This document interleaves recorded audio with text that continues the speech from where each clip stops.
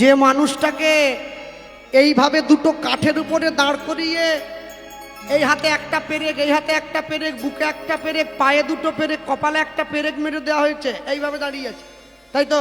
কে? যীশুখ্রিস্ট। তাহলে 5টা পেরেক মেরে দিয়েছে যার গায়ে, তাকে তোমরা ভগবান বানিয়ে দিলে।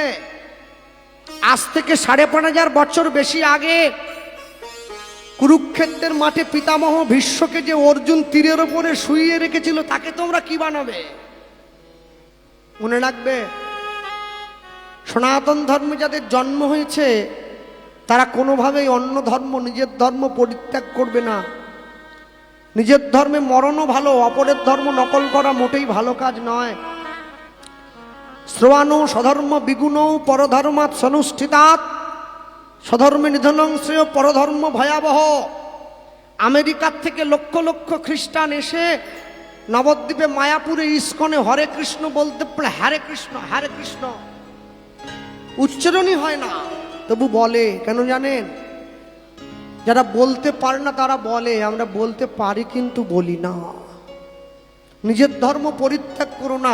আমি এটা বলবো না তোমরা খ্রিস্টানকে ভালোবাসবে না, নিশ্চয়ই বাসবে, কিন্তু নিজের ধর্ম পরিত্যাগ করে কখনো অন্য ধর্ম গ্রহণ করবে না। খ্রিস্টানদের প্রধান ধর্মগ্রন্থ কি জানেন? বাইবেল। বাইবেলে পরিষ্কার লেখা আছে, god is truth, truth is god. সত্যই ভগবান, ভগবানই সত্য।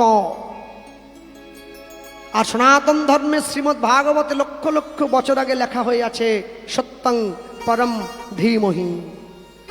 যে সত্যকে রক্ষা করে চলে সেই সত্যই ভগবান রূপে তার সম্মুখে এসে দাঁড়িয়ে হাত বাড়িয়ে কথা দেয়। মনে রাখবেন, কোনো কিছুর বিনিময়ে, কোনো কিছুর জন্য, কোনো কিছু না হলেও যেটা দুঃখ পান, যেটা কষ্ট পান, নিজের ধর্মকে পরিত্যাগ করবেন না, তুলসী মঞ্চ ভাঙবেন না। ভগবানের সেবা করুন, ভগবানের পরিচর্যা করুন। আজ থেকে 10 বছর পরে যদি আপনারা এখনো পর্যন্ত নিজের ধর্মের প্রতি যত্নশীল না হন, আজ থেকে 10 বছর পরে হিন্দু সনাতন ধর্ম বলে কিছু জগতে ছিল, এটা আর বলতে পারবেন না। মানুষের কাছে ভয় লাগবে বলবার জন্যে। মনে রাখবেন, জীবনে যা কিছু করছেন, যা কিছু করবেন, এখনো পর্যন্ত সময়। আরে মনে মনে চিন্তা করলাম, অফিস থেকে বাড়ি ফেরার সময় একটু গরম সিঙ্গাড়া জিলিপি নিয়ে যাব বাগনান থেকে, বাড়িতে গিয়ে ছেলে মেয়েকে নিয়ে বসে খাবো। ট্রেনে উঠতে গেলাম, পা পিছলে ট্রেনের চাকার তলায় চলে গেলাম, হাতের সিঙ্গাড়া হাতে আছে, জীবন শেষ। আরে ইচ্ছা ছিল বাসে করে একটু ঘুরে আসি, বাস অ্যাক্সিডেন্ট হয়ে গেল, সব মরে গেল। আচ্ছা, অন্তত ট্রেনটা তো নিরাপদ। ওই যে করমণ্ডল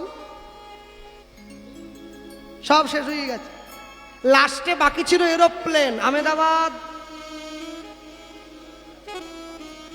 যদিও বা কাশ্মীর গিয়ে পৌঁছালাম, আবার দেখতে শুনতে পাচ্ছি মুখের সামনে নাকি বন্দুক ধরে জিজ্ঞাসা করতেছে, নামাজ পড়তে পারো? বলে না, পারিনি বাবু। ব্যাস, ট্রেনে দিয়ে চলে গেছে, শেষ হয়ে গেছে। তা আমি বলি কি, হিন্দুদের উপরে বড় দুর্দিন নেমে আসতে চলেছে। ইংরেজ যখন ভারত থেকে চলে যায়, শুধু সোনা নিয়ে গেছে 800 জাহাজ। তারপরেও আমরা বেঁচে আছি। কেন জানো? একটা জিনিস জানবে, মুসলমানদের ধর্মগুরু হযরত মুহাম্মদ সাহেব তিনি বলেছিলেন, আমি আল্লাহ নই, আল্লাহর দূত। খ্রিস্টানদের ভগবান যীশু খ্রিস্ট তিনি বলেছিলেন, আমি ঈশ্বর নই, ঈশ্বরের সন্তান। কুরুক্ষেত্রের মাঠে দাঁড়িয়ে ভগবান শ্রীকৃষ্ণ অর্জুনকে বলেছিলেন, আমি স্বয়ং ভগবান। যার জন্যে কোর্টে গিয়ে লাল কাপড়ে মোড়া বইতে হাত দিয়ে শপথ করে, যাহা বলিব সত্য বলিব, সত্য ছাড়া মিথ্যা বলিব না। ওটা কোরআন নয়, ওটা বাইবেল নয়, ওটা শ্রীমদ্ ভগবদ গীতা।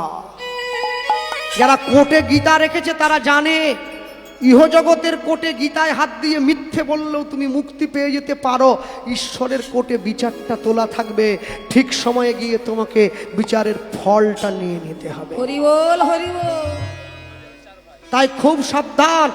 শোনো, তাকিয়ে দেখো, মুঘল সাম্রাজ্যের ঔরঙ্গজেবের 4 ভাই, ইতিহাস দারা, সুজা, মুরাদ, ঔরঙ্গজেব, তাই তো? ঔরঙ্গজেব নিজে সিংহাসনে বসবেন বলে 3 ভাইকে হত্যা করে, বুড়ো বাবা শাহজাহানকে জেলখানায় বন্দি করে, 3 ভাইয়ের রক্ত দিয়ে ভাত মাখিয়ে শাহজাহানের কাছে গিয়ে ধরেছে, বলে খাও। এটাও একটা ধর্ম। সনাতন ধর্মেও 4 ভাই, রাম, লক্ষণ, ভরত, শত্রুঘ্ন। বড় ভাই বনে যাচ্ছে, মেজ ভাই সিংহাসনে বরাস দূরের কথা, বড় ভাইয়ের পাদুকাটা মাথায় নিয়ে 14 বছর রাজত্ব পরিচালনা করলো। এটাই সনাতন ধর্ম।